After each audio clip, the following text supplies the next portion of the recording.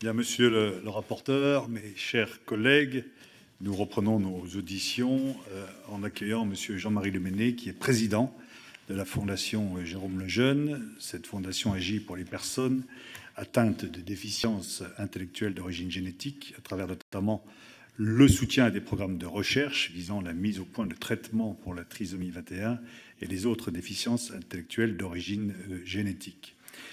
Les questions de la recherche sur l'embryon, des tests génétiques, des diagnostics prénatales, préimplantatoires sont étudiés dans le cadre de notre mission d'information relative à la révision de la loi de bioéthique et nous souhaiterions entendre vos arguments, votre éclairage sur ces sujets. Je vais vous laisser la parole, monsieur Leméné, pour un exposé et ensuite nous procéderons à un échange de questions et de réponses. Je rappelle que nos débats sont filmés et enregistrés, donc je vous inviterai à chaque prise de parole, appuyer sur le bouton devant vous, à l'éteindre à la fin pour permettre un bon enregistrement. Et avant que nos débats commencent, j'ai une demande de parole de mon collègue, non, Thibault Bazin, non, c'était pour... Ah, pour des questions, c'est noté. Voilà, monsieur Leméné, je vous laisse la parole. Merci, monsieur le président. Merci de m'accueillir. Merci, monsieur le rapporteur, d'avoir accepté ma demande d'audition.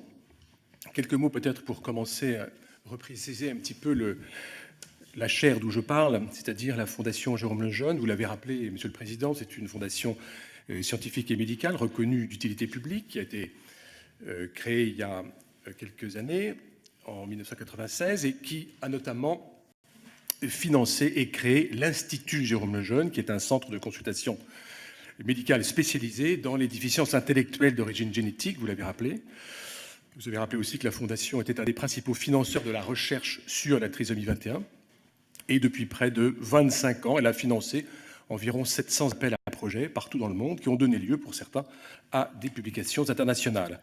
Alors, il faut bien comprendre, c'est que tout notre travail est orienté sur le patient, les patients, la consultation, accueille aujourd'hui près de 10 000 patients, dont 70% sont atteints de trisomie 21 et 30% d'autres pathologies entraînant un retard mental. Elle reçoit chaque année plus de 500 nouveaux patients avec leurs familles de tous horizons, tous âges, toutes conditions, dont beaucoup nous sont envoyés par l'hôpital public. Alors, à court terme, nous voulons développer une recherche clinique à leur profit.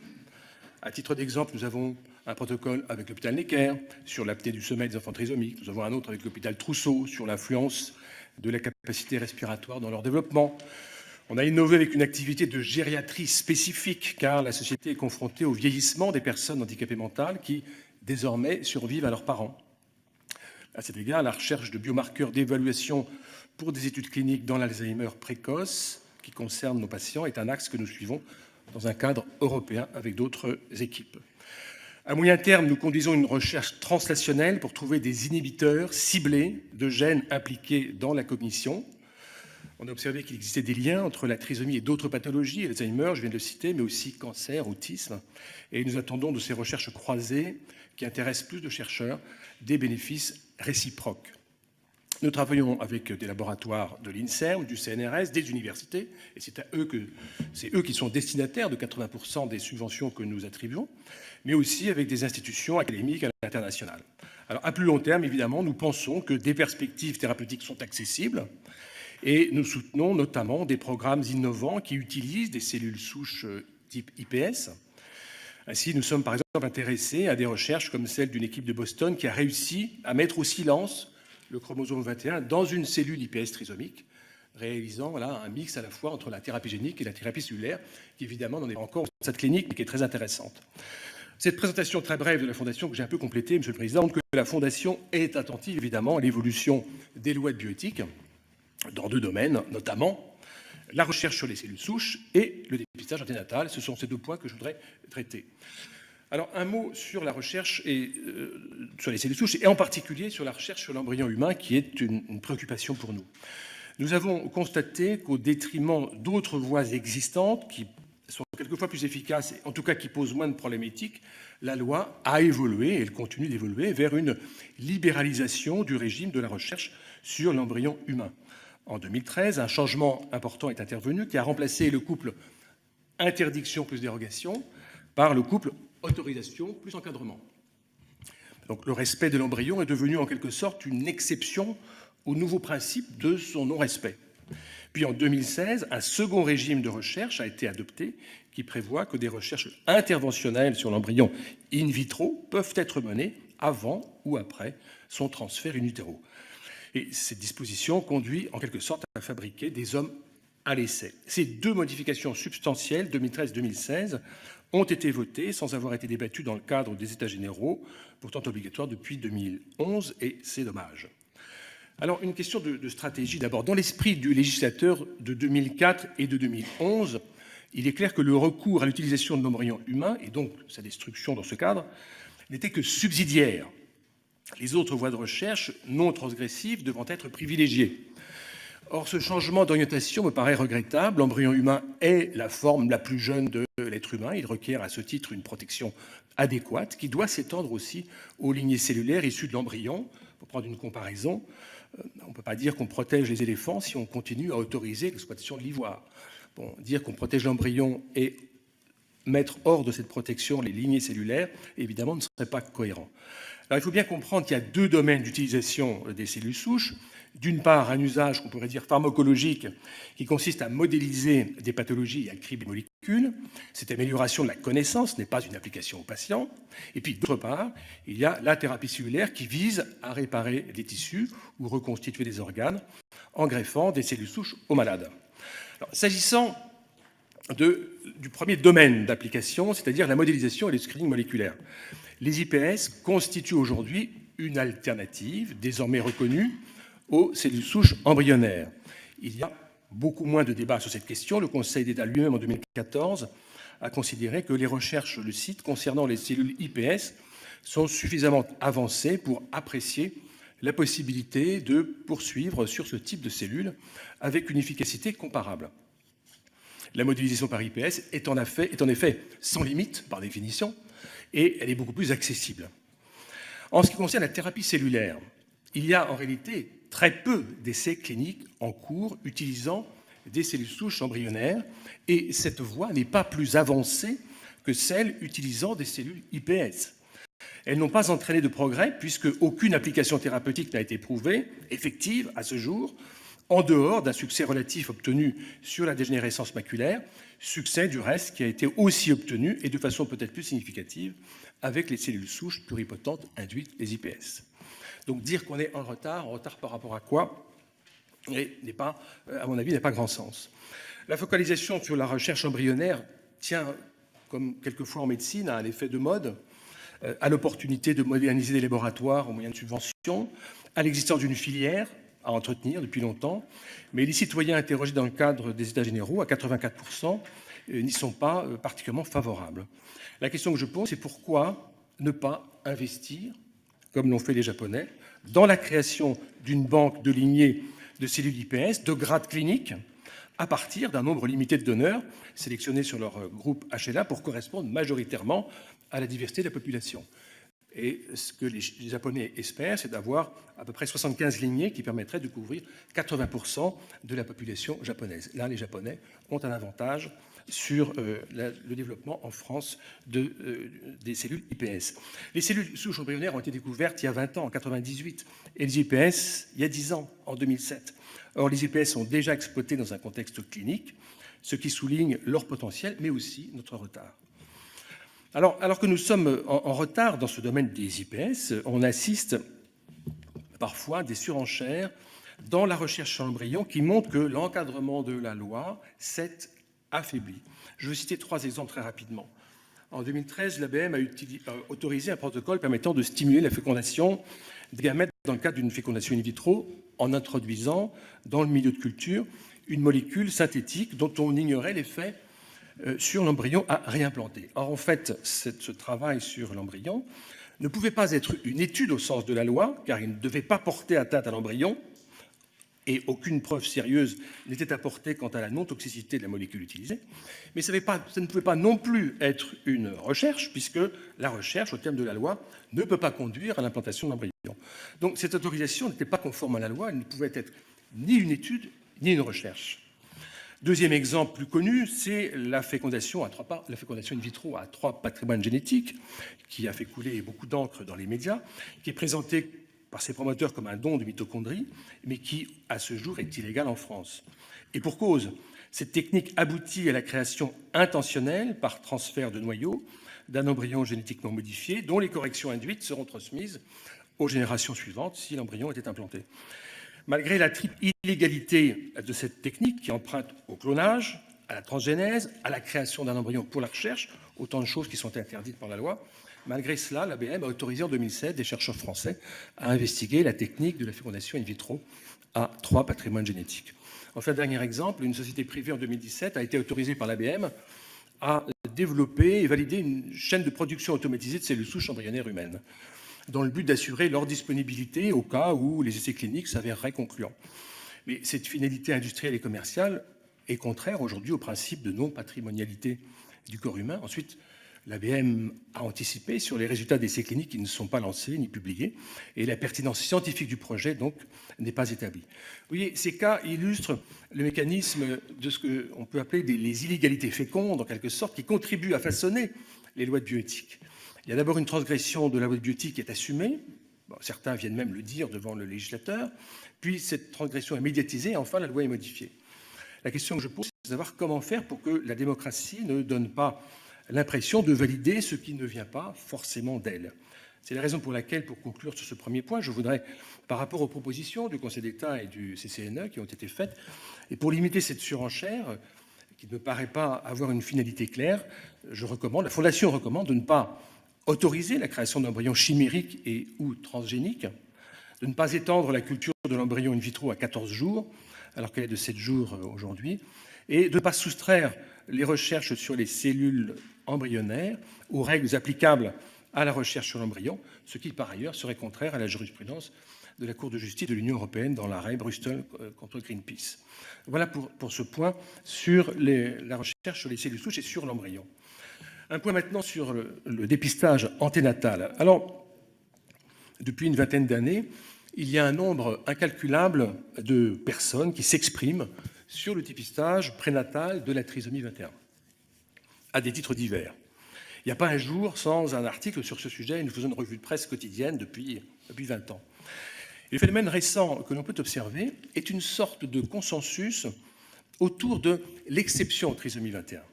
Que l'on soit pour ou contre le DPN, utilisateur ou prescripteur, de gauche ou de droite, une réalité s'impose. Ce type de DPN en population générale est dérogatoire aux règles habituelles, puisqu'il n'y a pas de solution thérapeutique et que les chiffres d'IMG après diagnostic positif sont massifs, quelles que soient les sources, et supérieurs à 90%. Donc il n'y a pas de contestation des faits, globalement. En revanche, il existe des divergences de qualification de ces faits. Rares sont ceux qui osent parler de prophylaxie, la prophylaxie n'ayant jamais eu pour but de supprimer les malades, faute de pouvoir supprimer la maladie. On trouve encore chez certains une réticence à utiliser le terme d'eugénisme qui ravive une douloureuse mémoire, et ça peut se comprendre. Mais ce n'est pas le cas de la plupart des commentateurs qui considèrent, encore une fois pour s'en alarmer ou pour s'en réjouir, qu'un ensemble de pratiques individuelles, et le Conseil d'État d'ailleurs a tenu ce discours, peut fort bien conduire à un eugénisme libéral qui peut devenir un eugénisme de masse. Dès lors que le système de santé finance des outils eugéniques, la frontière entre l'eugénisme libéral et l'eugénisme étatique devient floue. D'ailleurs, curieusement, ce sont les praticiens les plus favorables au DPN qui ont le moins de difficultés à utiliser le terme d'eugénisme. Enfin, malheureusement, le doute n'est plus permis avec l'évolution du transhumanisme et de l'idéologie transhumaniste, dont l'eugénisme revendiqué est l'une des clés qui permet de concrétiser le passage de l'homme diminué à l'homme augmenté. Alors, quel que soit le terme utilisé, la réalité est bien là, et nous sommes devant un phénomène de rupture dans la pratique médicale. Aujourd'hui, la quasi-totalité d'une population a été éliminée sur le fondement de disgrâces physiques et génétiques détectées par des machines et des algorithmes. C'est la première fois depuis 2400 ans, depuis Hippocrate, que les médecines rend mortelle une pathologie qui ne l'est pas, et qui l'est même de moins en moins, puisque l'espérance de vie des personnes touchées par la trisomie 21 augmente. Tel est le lot de la trisomie 21 aujourd'hui, cobaye et précurseur de ce qui est annoncé pour d'autres pathologies demain.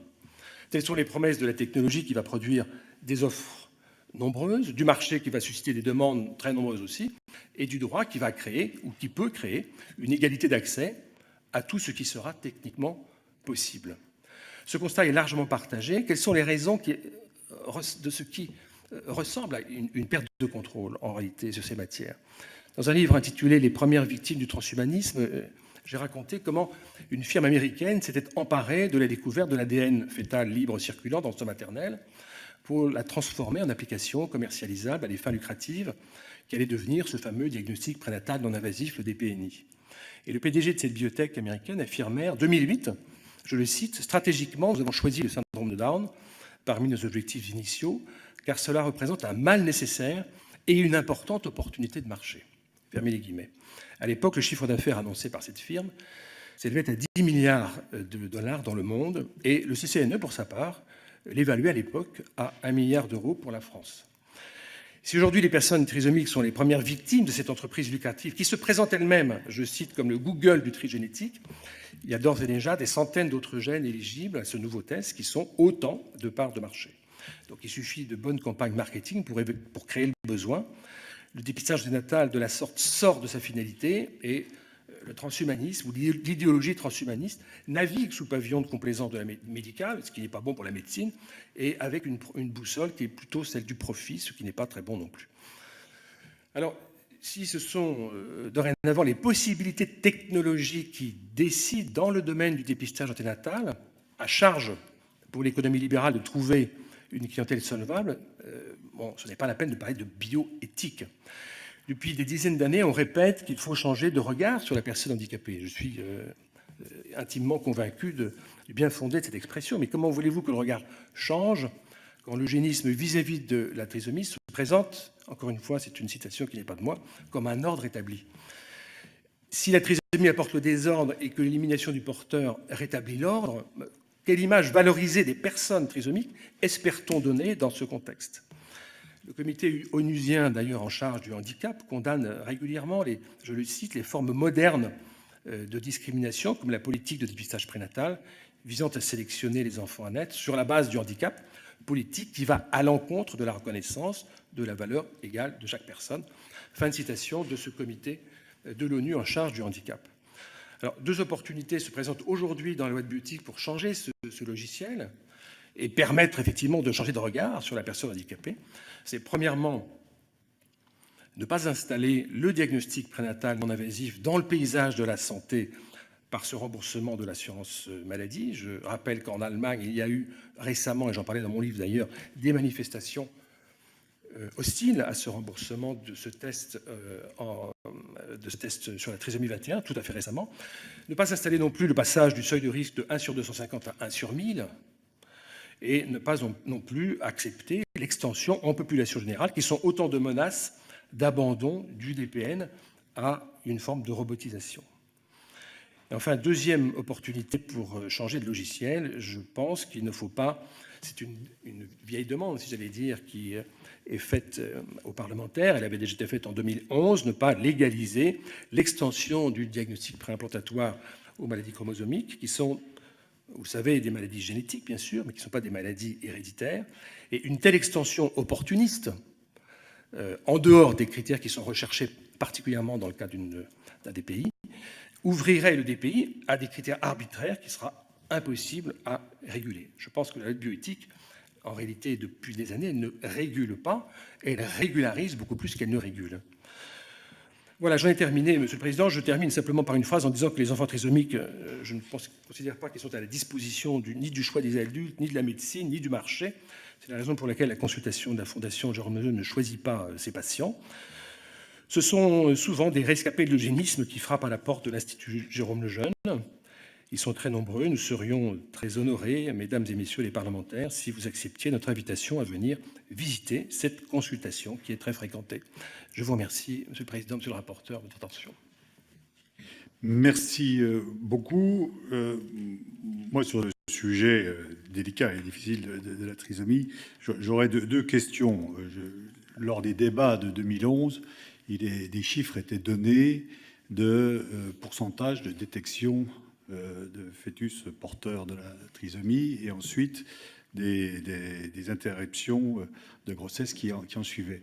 Alors, c'était de mémoire 96% et 93%, qui donnait un ensemble de 89%, quand on multipliait, de 89% des fœtus porteurs de trisomie qui étaient effectivement, qui faisaient l'objet d'une interruption de grossesse. Est-ce qu'on a aujourd'hui une actualisation de ces chiffres ?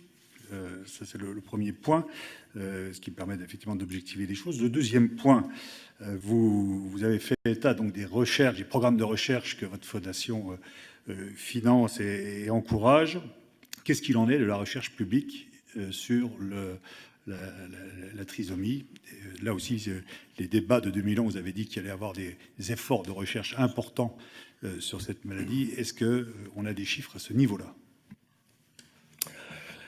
Oui, Monsieur le Président, sur les chiffres, je constate que les chiffres qui sont reproduits aujourd'hui quand on parle de la trisomie, et on en parle très souvent, enfin les médias en parlent très souvent, sont très souvent ces chiffres-là de 96%, qui ont été cités d'ailleurs en particulier par le rapport du Conseil d'État à cette époque-là. Donc ce chiffre-là est repris. Je ne sais pas s'il a beaucoup varié. De toute façon, les limites de sa variation maintenant sont quand même relativement faibles. Je vois que dans d'autres articles, certains n'hésitent pas à utiliser le terme de 99%. Moi, je vais vous dire, je n'en sais pas grand-chose. Ce que je sais, c'est que le chiffre qui est souvent le plus repris, c'est celui de 96%, qui a été celui du Conseil d'État. Voilà. Cela dit, ce qui est intéressant de noter, c'est que dans d'autres pays, ce chiffre n'est pas à ce niveau-là. La France est parmi les pays qui a un taux d'IMG après diagnostic positif, qui est le plus élevé. Aux États-Unis, par exemple, c'est plutôt aux alentours de 60% et non pas 90%. Voilà. Mais je ne pense pas qu'on se trompe beaucoup, parce que ce chiffre a été repris, n'a jamais été tellement contesté. Bon. Mais de toute manière, que ce soit 90, 96 ou 99, ça reste beaucoup. S'agissant du deuxième point sur la recherche publique, je crois qu'il n'y a pas de sollicitation particulière de la recherche publique par une politique publique orientée sur la recherche de la trisomie 21, autre que celle dont nous faisons la promotion, nous, à la Fondation Jérôme Lejeune. Nous sommes, je crois, mais je le dis sans aucun orgueil, d'autant plus facile qu'on est les seuls, le premier financeur de la recherche sur la trisomie 21. Alors cela dit, le public n'est pas mis à l'écart de cette recherche, parce que nous finançons des projets de recherche, mais nous ne finançons pas les salaires des chercheurs. Donc je n'oublie pas non plus que dans cette recherche et ces subventions qui sont apportées à des chercheurs souvent de l'INSERM ou du CNRS ou de l'université, eh bien la puissance publique, à travers l'établissement public, elle paye les chercheurs. Donc de cette manière, la recherche publique est associée. Voilà ce que je peux dire sur ce sujet. Par ailleurs, le conseil scientifique de la Fondation est composé uniquement de chercheurs qui sont, pour la plupart du temps, des chercheurs du CNRS, de l'INSERM ou de l'université. Donc, en apportant leur concours gracieux à la Fondation, c'est une forme de participation à la recherche qui honore la dépense publique, si je peux dire. Je vous remercie. Je laisse la parole à notre rapporteur. Ah oui. Merci, Monsieur le Président. Merci de toutes ces explications. Juste quelques questions, s'il vous plaît. Tout d'abord, vous, je crois, souhaitez que l'on évite les pratiques actuelles d'une production d'un grand nombre d'embryons surnuméraires pour la pratique des fécondations in vitro, sachant que la grande majorité de ces embryons, au bout de 5 ans ou davantage, sont détruits puisqu'ils n'ont plus de projet parental. Quelquefois, une ou deux cellules sont prélevées pour développer une lignée de cellules souches, mais l'immense majorité sont détruites sans autre prélèvement. Pour cela, d'après les experts que nous avons entendus, la recherche sur l'embryon serait nécessaire si l'on voulait éviter cette production d'embryons surnuméraires, puisque l'efficacité des fécondations in vitro est loin d'être optimale, en particulier dans notre pays, et que sans recherche, on ne diminuera pas cette nécessité de produire trop d'embryons pour en avoir en réserve chaque fois que la fécondation est improductive. Donc je voudrais savoir si vous êtes favorable à cette recherche sur l'embryon qui permettrait de réduire le nombre d'embryons surnuméraires, sachant d'ailleurs que la recherche est autorisée en France et réalisée sur le fœtus ou le nouveau-né dans des conditions qui sont très très contrôlées, bien sûr, puisque ce sont des êtres vulnérables qui demandent protection, mais la recherche est autorisée. Donc si la recherche est autorisée dans certaines conditions très encadrées et contrôlées sur le fœtus, pourquoi ne pas appliquer les mêmes règles sur l'embryon? Et cela permettrait de diminuer la génération d'embryons surnuméraires. Deuxième question, vous avez parlé des cellules iPS et c'est effectivement un grand progrès que nous devons à nos collègues japonais. Et vous avez raison de dire que c'est des potentialités intéressantes. Pour autant, ce qui nous est évoqué, c'est la nécessité d'avoir des recherches simultanées sur les deux types de cellules souches embryonnaires et cellules iPS, puisque les deux ont des différences, des intérêts distincts. Les cellules iPS sont surtout intéressantes par leur caractère autologue, plus encore d'ailleurs que des lignées de cellules HLA compatibles, parce qu'être HLA compatible ne garantit pas contre le rejet, alors que d'être autologue permet de prévenir le rejet. Donc c'est plus dans le cas de cellules iPS autologues. Pour les cellules souches embryonnaires, l'avantage c'est que ce ne sont pas des OGM, ce ne sont pas des cellules génétiquement modifiées, ce sont des cellules naturelles qui, en définitive, permettent une adaptabilité absolument complète et totale du fait de l'immaturité absolue de ces cellules. Et donc, on voit bien que les indications ne sont pas les mêmes et que l'étalon or de la cellule souche embryonnaire demeure de toute façon nécessaire, même pour les recherches sur les IPS, comme d'ailleurs les pratiquent les auteurs japonais qui les ont produites, toujours en comparaison avec des cellules souches embryonnaires. Les deux posent des problèmes éthiques différents. Les problèmes éthiques des cellules souches embryonnaires, vous les avez évoqués. Les problèmes des cellules IPS, c'est le caractère d'être génétiquement modifié, d'être en quelque sorte des OGM, et aussi de pouvoir générer des gamètes, ce qui peut être inquiétant si on utilise ces cellules pour la procréation. Et éthiquement, ça serait effectivement quelque chose. Donc, dans les deux cas, on se retrouve avec une nécessité de contrôle éthique des pratiques, mais vouloir se priver des unes ou des autres serait peut-être dommageable. Question sur l'agence de biomédecine que vous avez citée. Pour avoir représenté notre Assemblée pendant de nombreuses années à cette agence, j'ai souvent entendu dire, je ne sais pas, et vous me direz si c'est inexact, que cette agence regrettait quelques-unes des actions judiciaires que vous avez développées, aboutissant généralement à rien d'autre qu'à un retard sur les recherches ou des dépenses inutiles. Et l'expression qui est utilisée par l'agence, vous le savez probablement, c'est du harcèlement judiciaire. Donc je voudrais savoir si, à l'avenir, une autre méthode, tout en faisant valoir votre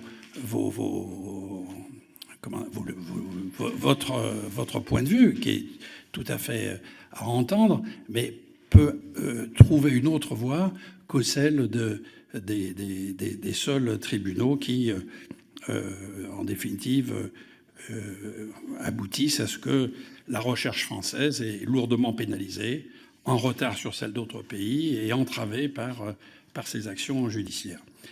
Vous évoquez l'eugénisme, et là je ne dirais pas grand-chose, puisqu'en définitive, vous avez bien identifié les deux, la distinction à faire entre l'eugénisme de masse ou d'État, comme on l'a connu au XXe siècle, et puis la prophylaxie individuelle, qui évite l'apparition d'une maladie qui n'est pas de l'eugénisme, puisque la définition de l'eugénisme, vous la connaissez sûrement tout aussi bien que moi, ce sont toutes les mesures qui visent à améliorer le patrimoine génétique de l'espèce humaine.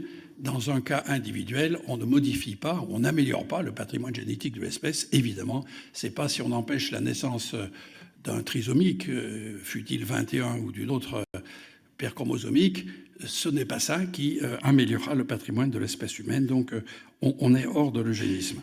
Enfin, vous refusez le diagnostic prénatal, ce que je comprends tout à fait. Et d'ailleurs, personne n'envisage de l'imposer à toutes les familles qui, pour des raisons éthiques, de conviction, de réflexion, comparable à ce que vous avez développé, ne souhaitent pas de diagnostic prénatal. C'est tout à fait respectable, respecté, je crois, et jamais imposé à quiconque. Mais ma question est de savoir pourquoi faudrait-il souhaiteriez-vous qu'on ne l'autorise pas pour la majorité des Français qui, eux, le souhaitent, afin d'éviter l'apparition de maladies génétiques très, très graves. Donc, autrement dit, est-ce que vous pourriez imaginer un respect mutuel entre ceux qui veulent recourir au DPN et ceux qui ne le veulent pas? Merci. Merci. Monsieur le rapporteur, vous avez posé beaucoup de questions. Je vais essayer d'y répondre, pas forcément en commençant dans l'ordre. Vous venez de parler de la question de l'eugénisme et du DPN. Je voudrais répondre à ces deux questions en même temps. Quand vous parlez de prophylaxie, je ne peux pas être d'accord, par contre, sur votre définition de la prophylaxie. La prophylaxie ne veut pas dire, n'a jamais voulu dire qu'on supprimait le malade à la place de supprimer la maladie. La prophylaxie, la trisomie 21 par le DPN et l'IMG ne suppriment pas la trisomie. Ça supprime l'embryon ou le fœtus trisomique. Donc c'est quand même quelque chose d'un petit peu différent. Ce n'est pas la définition académique de la prophylaxie. En revanche, vous dites que je refuse le DPN, je ne refuse pas le DPN. Je pense que le diagnostic, je distingue la politique de dépistage et le diagnostic. Le diagnostic a toute sa pertinence, je n'ai pas à juger du diagnostic, bien sûr. Les diagnostics sont parfaitement justifiés dans des quantités de cas. En revanche, la politique de DPN, c'est autre chose. Et je ne juge absolument pas les personnes qui ont recours au DPN, ni les prescripteurs du DPN. Ce que je vois simplement, c'est que le résultat final aboutit. Et ça, les constats, encore une fois, qu'on soit favorable ou défavorable, les constats sont communs. On aboutit à une situation d'une élimination complète d'une population. Or, cette population, elle n'a pas été triée par des méchants eugénistes du passé, mais elle a été triée par l'ère du temps, c'est-à-dire par des machines, des algorithmes, et des analyses génétiques ou des analyses diverses et variées qui conduisent en fait à un résultat d'élimination d'une population, faute d'être capable pour nous de venir à bout de cette pathologie en fait et de la combattre effectivement sur le plan scientifique. Alors la question se pose de savoir comment on peut présenter la possibilité de ce diagnostic qui peut être parfaitement pertinent et justifiable chez les personnes qui le demandent, mais sans pour autant en faire une sorte d'habitude qui au fond passe totalement de manière incolore, inodore et sans saveur chez les gens, parce que la plupart du temps, il y a des études qui ont été faites, dans la liste des analyses qui sont proposées aux femmes enceintes, les marqueurs sériques y figurent, mais une grande partie des femmes ne savent pas en réalité qu'elles doivent faire ce test-là. Bon, enfin, on l'a tous vu dans nos pratiques familiales ou de proches. Donc je pense que le résultat est que c'est le résultat qui est alarmant, c'est pas le diagnostic ni la technique du diagnostic. Je dirais même que la technique du diagnostic non invasif que j'ai évoqué, le fameux DPNI, qui est encore en train d'arriver dans notre pays, comme il arrive dans tous les pays, repose sur une découverte scientifique contre laquelle je n'ai rien à dire que du respect. Je trouve que de découvrir dans le sang de la mère enceinte des traces du génome de l'enfant qu'elle porte, c'est une découverte extraordinaire. Après ça, ce qui est critiquable, c'est l'application technologique qui est faite par certaines firmes, sans pour autant que ces firmes aient un intérêt vraiment très marqué pour les patients, pour les familles, pour les femmes. C'est surtout, en réalité, pour faire de l'argent. Et c'est ce que j'ai voulu montrer dans ces livres-là. Ça c'est pas possible. Alors, bien sûr, il faut passer des découvertes fondamentales, des découvertes princeps à des découvertes appliquées pour le plus grand profit de tout le monde. Mais en l'occurrence, s'agissant de la trisomie 21, je trouve que c'est vraiment le contre-exemple. Et la trisomie c'est un peu le cheval de Troie de cette médecine qui dérive à cause des intérêts technologiques qui sont derrière, du marché, d'un effet de mode.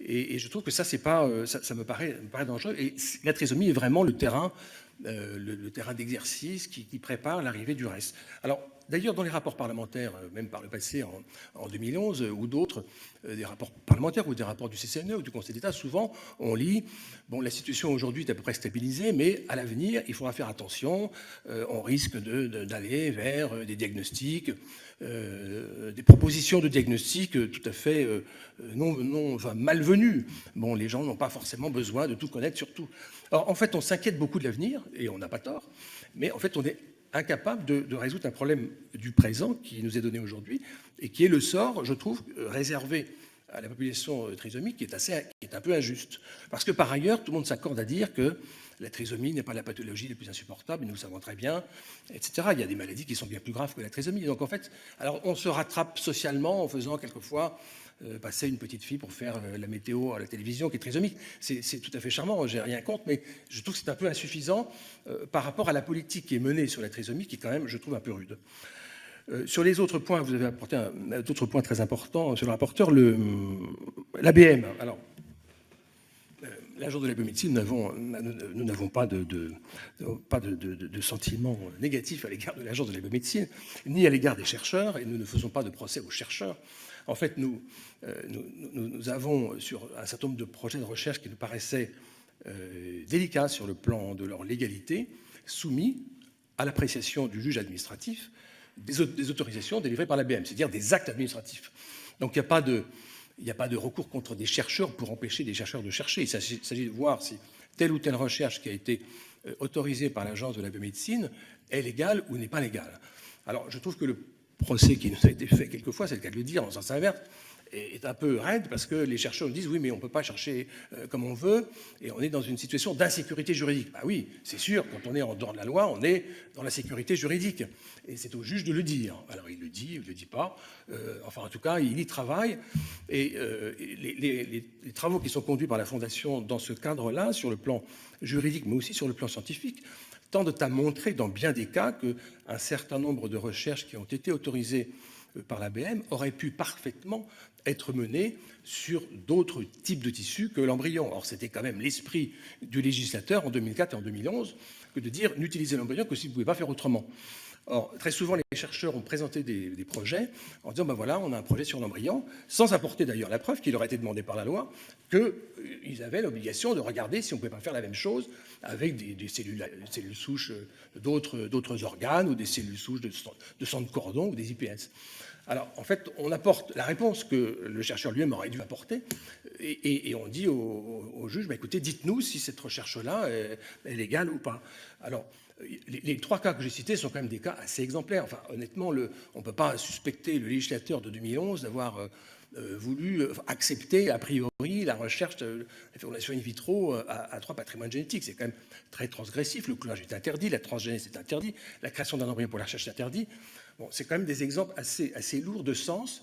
Alors, les réponses qui sont apportées par le juge sont tout à fait équilibrées. On n'a pas toujours raison, c'est le moins qu'on puisse dire. Donc ça n'empêche pas non plus les chercheurs de chercher, car les recours ne sont pas suspensifs. Il faut quand même le savoir. Les chercheurs n'ont pas déployé à rechercher des pénalistes parisiens. Il ne s'agit pas de droit pénal. Il s'agit d'actes administratifs. Donc on est dans une matière tout à fait spécifique.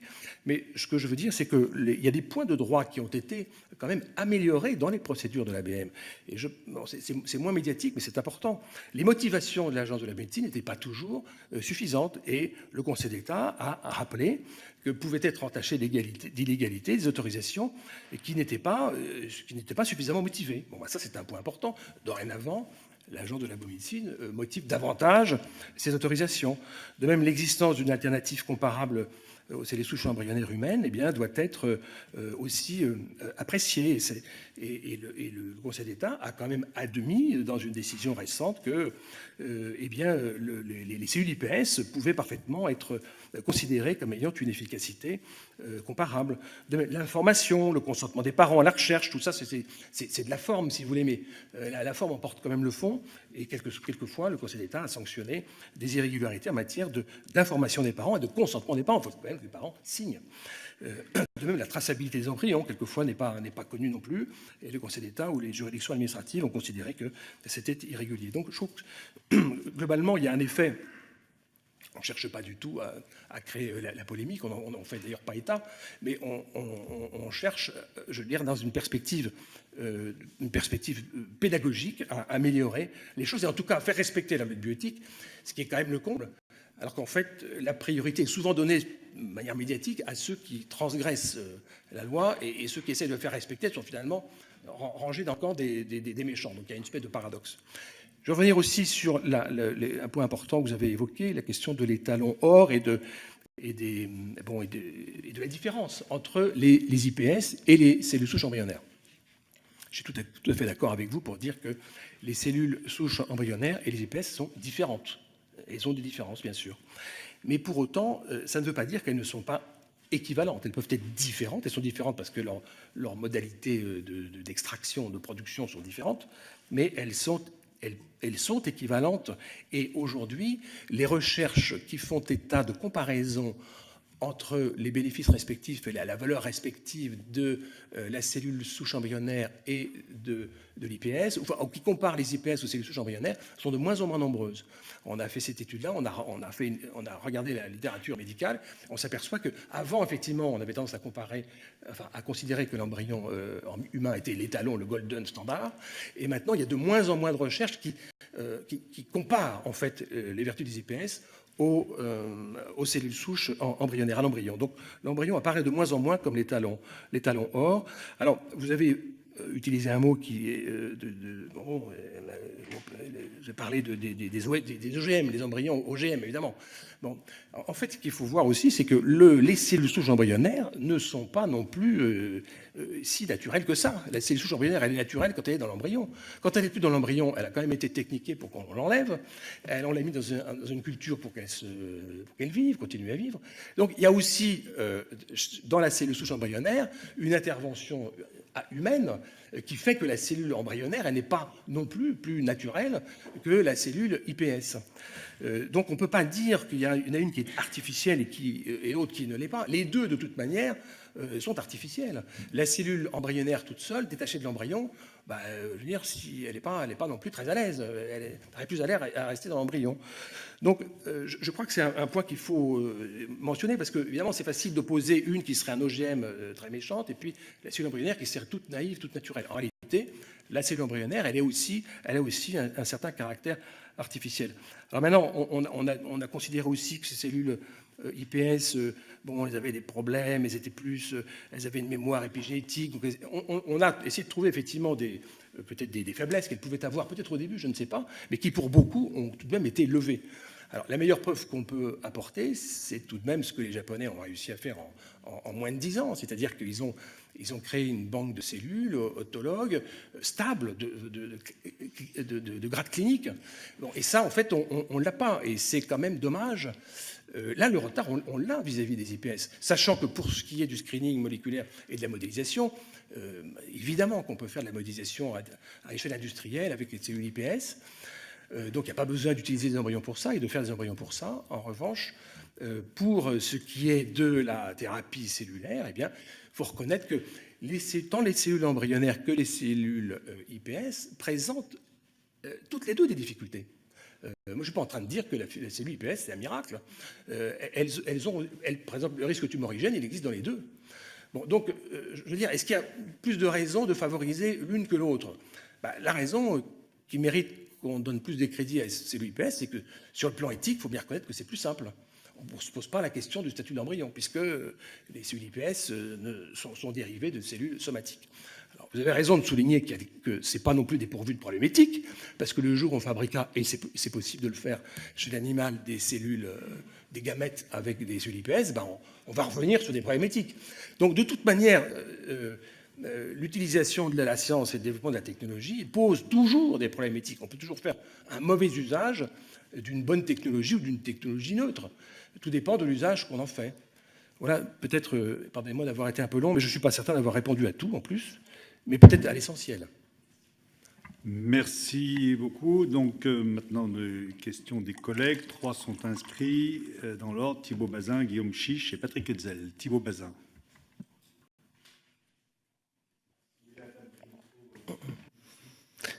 Merci, Monsieur le Président. Monsieur Le Menez, tout d'abord, je remercie la Fondation pour sa contribution, notamment en matière de recherche. Moi, j'ai 3 questions. Préconisez-vous de revenir sur les changements de 2013 et 2016 en matière de recherche, puisqu'ils n'avaient pas été discutés lors des États généraux de la bioéthique, et le cas échéant, dans quelle mesure? Deuxième question, faut-il modifier la loi pour créer une banque de lignées de cellules IPS, et le cas échéant, sous quelles conditions? Troisième question, avec le développement de l'intelligence artificielle, de la médecine prédictive, comment finalement appréhender la vie à venir avec le risque de développer une maladie selon des données génétiques qui n'est qu'un risque et non une certitude? Doit-on finalement vivre angoissé? Et jusqu'où on doit aller dans la prédiction mathématique si on vise le bonheur des hommes? Non pas un bonheur qu'on prédit à l'avance, mais le bonheur réel. Merci. Guillaume Chiche. Merci, Président. Mais, chers collègues, je n'aurai pas de questions à proprement parler à adresser à la Fondation Le Jeune, mais plutôt une réaction. Pour avoir pris connaissance des positions qui sont sur votre site internet et dont vous êtes fait l'écho lors de cette audition, j'ai pu prendre connaissance des recommandations formulées pour 2017-2022 concernant l'IVG, à savoir rendre la liberté d'expression et d'opinion intacte sur le sujet de l'avortement, abroger la loi sur le délit d'entrave à l'avortement, abroger la résolution relative au droit fondamental à l'avortement, interdire toute publicité et information sur l'avortement, supprimer le remboursement de l'avortement, à minima réfléchir au bien fondé du remboursement intégral de l'avortement et des actes y afférents, supprimer les subventions au planning familial qui promeut l'avortement. En somme, je crois que vous voulez faire obstacle à l'avortement. Et moi, je veux rappeler un petit peu les fondements de ce droit fondamental. C'est celui des femmes à disposer pleinement de leur corps. Cela a été fait pour mettre fin à des situations catastrophiques en termes de santé publique. Si je prends la parole lors de cette audition, c'est aussi pour m'adresser à toutes les Françaises, tous les Français qui suivent nos travaux, et leur dire que ce droit à l'IVG est un droit fondamental pour lequel des personnes se sont battues et qu'elles ne doivent jamais prêter l'oreille à la critique, jamais prêter le flanc à la stigmatisation. Et je crois, cher monsieur, que votre fondation, ses prises de position, particulièrement sur l'IVG, nous rappellent que le combat contre la nécessité de se dresser sans relâche face aux obscurantismes sur ce sujet reste d'actualité et j'en suis un des premiers acteurs. Je vous remercie. Patrick Hetzel, peut-être pour une question. Oui, merci beaucoup, Monsieur le Président. Oui, en effet, merci beaucoup, Monsieur Le Mennet, pour votre intervention. Je voudrais, du coup, effectivement, vous poser deux questions. La première, vous êtes effectivement, en tant que fondation, financeur de la recherche sur la trisomie 21 en France et un acteur majeur de ce financement. Est-ce que vous avez des données chiffrées à ce sujet ? Est-ce que vous pouvez nous indiquer d'abord quelle est du coup la contribution de la Fondation à ces travaux de recherche et est-ce que, à votre avis, les recherches qui sont menées sont suffisantes? La deuxième question, elle est finalement en lien avec la première, puisque vous avez précisé tout à l'heure que vous aviez des contacts avec un certain nombre d'équipes de recherche du CNRS, de l'INSERM. Et du coup, vous vous exprimez devant le législateur. Y a-t-il aujourd'hui des points sur lesquels il faudrait changer la législation en matière de recherche sur la trisomie 21 en France? Je vous remercie. Merci, Monsieur Le Mennet. Merci, Monsieur le Président. Alors, sur les propositions que la Fondation a faites s'agissant de 2013 et 2016, les recommandations que j'ai énumérées rapidement tout à l'heure, évidemment, je serai pour ma part assez favorable au fait que l'on puisse revenir sur ces dispositions législatives qui ont été votées en dehors des états généraux de la bioéthique et qui sont des réformes de fond. Je rappelle que la réforme sur la recherche sur l'embryon qui a été votée en 2013 est la première loi sociétale qui a été votée par le gouvernement Hollande. C'était même avant le mariage, donc c'était quelque chose qui était très préparé et qui était une disposition de fond, puisque on a modifié vraiment l'équilibre qui était celui de 2004 et de 2011. Auparavant, il y avait une interdiction à sortie de dérogation et on a changé ça. On a dit finalement, on va changer l'ordre des facteurs. Ça va être une autorisation à sortie d'encadrement. Ça n'a l'air de rien concrètement. Je ne sais pas si concrètement à chaque jour ça change les choses, mais l'optique est différente et je dirais même que la stratégie est différente. Et je pense que par rapport au retard que nous avons vis-à-vis, par exemple, du développement d'une banque de cellules souches IPS, il y a une origine de ce retard qu'on peut trouver dans ce changement de stratégie. Parce que la stratégie du législateur de 2004 et de 2011, c'était de dire faites toutes les recherches que vous voulez et que vous pouvez sur les cellules souches et ne venez à l'embryon que si vous ne pouvez pas faire autrement. Là, c'est le contraire. On dit vous pouvez faire ce que vous voulez sur l'embryon, mais en fait, du coup, on a changé de stratégie. Et je pense que si on avait mis l'accent dès le début des IPS, c'est-à-dire dès 2008, 2010, 2012, sur les IPS, on n'aurait pas pris trop de retard. C'est quand même curieux que cette réforme de fond de 2013 ait été conduite, elle a été préparée en 2012, qui était l'année où Yamanaka a reçu son prix Nobel pour la découverte des cellules souches. Enfin, on a pris, à mon avis, une orientation stratégique qui est anti-historique. Bon, il fallait aller plutôt sur les cellules IPS, on a été sur l'embryon. C'est un parti pris stratégique, mais qui, à mon avis, est responsable du retard que nous connaissons aujourd'hui. Donc, évidemment, je serais favorable au fait qu'on rediscute de cette orientation-là, parce que je pense que c'est une mauvaise orientation stratégique. Alors, évidemment, tous ceux qui font de l'embryon se disent il faut qu'on essaie de maintenir la filière embryonnaire. Mais les Japonais ont fait le contraire. Ils ont plutôt été dans la filière IPS, et semble-t-il, ils ont eu raison, puisqu'ils ont pu investir énormément d'argent et qu'il y a déjà des effets sur le plan clinique. Sur l'affaire de 2016, je rappelle que ces dispositions de 2016 qui instaurent un deuxième régime de recherche qui ne dépend plus, qui dépend de la SNM et non plus de l'ABM, crée en fait la possibilité de travailler sur des embryons in vitro et de les réimplanter avec les modifications introduites, ce qui n'était pas permis par le passé. Et cette réforme-là a été conduite à la faveur d'un cavalier dans la loi santé de 2016, avec des dispositions absolument illisibles, et pour les parlementaires, et pour le grand public. Et ça, je trouve pas ça très honnête par rapport aux états généraux de la bioéthique, qui était une bonne habitude qui commençait à être prise. Je rappelle que l'esprit des états généraux, qu'on retrouve d'ailleurs cette année, c'est de considérer que dans le domaine scientifique, les scientifiques ont une compétence qui n'est pas contestée, les médecins ont une compétence qui n'est pas contestée, mais dans le domaine éthique, leur compétence n'est pas plus ni moins importante que celle du citoyen de base, et du juriste, du philosophe, de la mère de famille ou du sportif.